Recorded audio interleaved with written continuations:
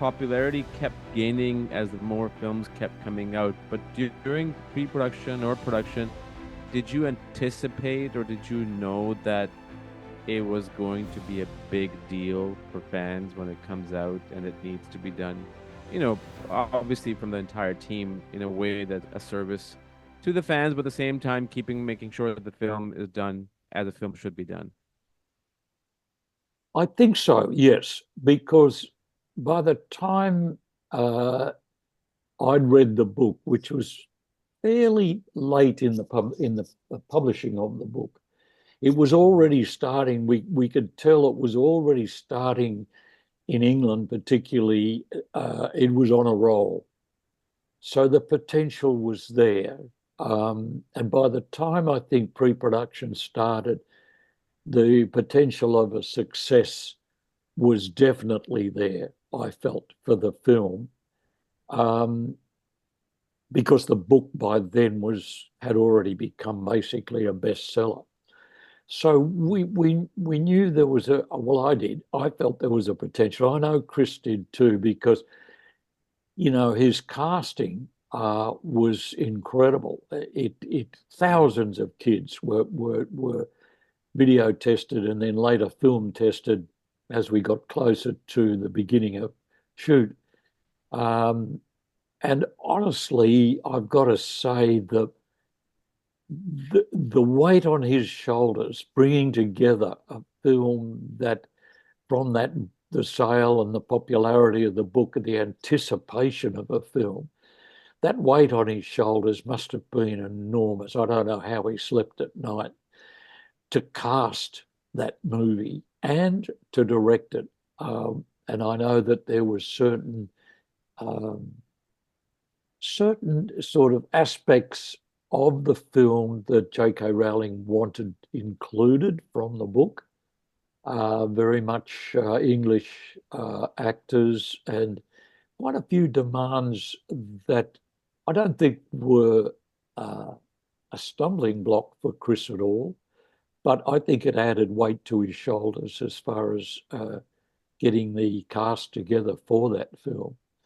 Um, we did, he honed it down to quite a number of young people to go on film, and I was involved in that.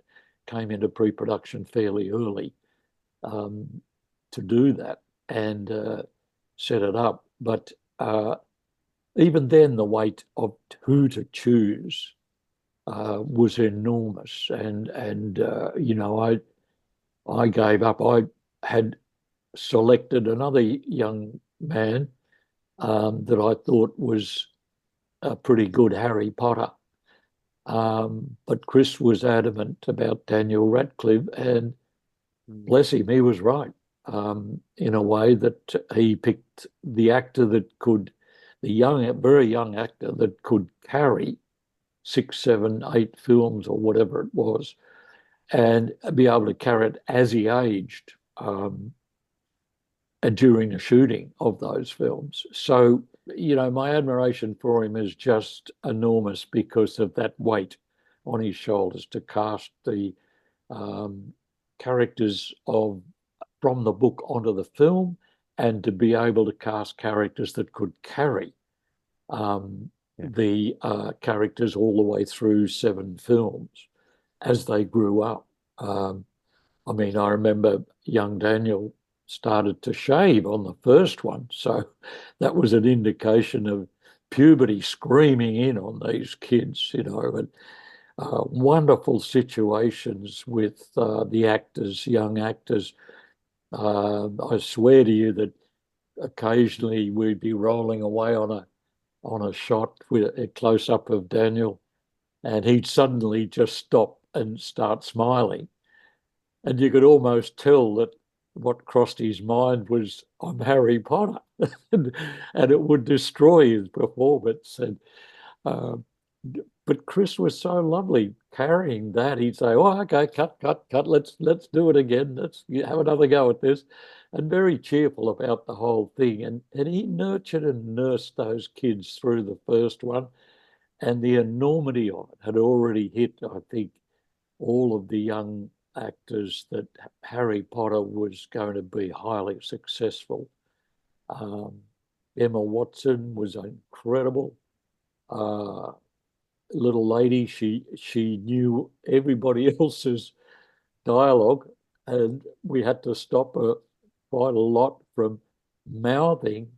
She would say her line, and then whoever she was talking to would be saying their line, and she would be mouthing the words because she knew them as well. And if they faltered, she could prompt them. So she not only knew her own lines back to front, but she knew everybody else's. She was hilarious. Um, and that was in the first film. So casting that, as far as Chris is concerned, a massive job and very, very well done, I must say. Chris Columbus, I mean, for those who don't know, he wrote The Goonies, he wrote Gremlins, he directed Home Alone 1 and 2, all these kids-based movies, Mrs. Doubtfire, Stepmom, 9 Months, and he has this ability. I mean, I was watching Harry Potter today after a long time, and anytime Daniel smiled, like in his character smiled, it kind of reminded me of Macaulay Culkin from Home Alone, like that same kind of, very radiant smile that just pulls you in. And he has this way with, obviously with writing and directing, but I think with actors too, especially kids. And he just has this ability to figure them out. And you can see that in the film. You could clearly see that in the film, how easy and relaxed all these kids were to be able to not only play such a big, set of characters, but to be in the movie possibly for the first time ever. If not, maybe, they probably had done some TV work, I think. But yeah, no, hats off to him. I mean, he's making his next film now with Don Burgess, something called Thursday. I think Spielberg is producing it. It has a big cast, but he's one of my favorites. But you mentioned J.K. Rowling. Was she on the set most of the time, Well, if at no, all? no, not at all. She did pop in once that I remember. Uh, I think, and she came through, and I think David Heyman was quickly introducing her to various heads of department. Um, but she was fairly um, fairly distant in a way. I think she didn't really know what a film set was like or going to be like, and didn't maybe understand a lot of what she was being thrown at her in a very, very quick visit. Um, and I think she was a bit overawed with that.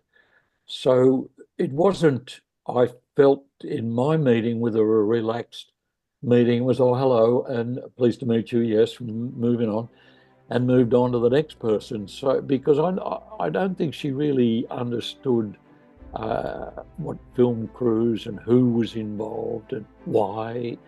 But that, I think, came later. So no, she wasn't on the Yeah. set a lot, but I know that she was in the background a lot, and rightly so, as the writer of the book, but not on set per se, no.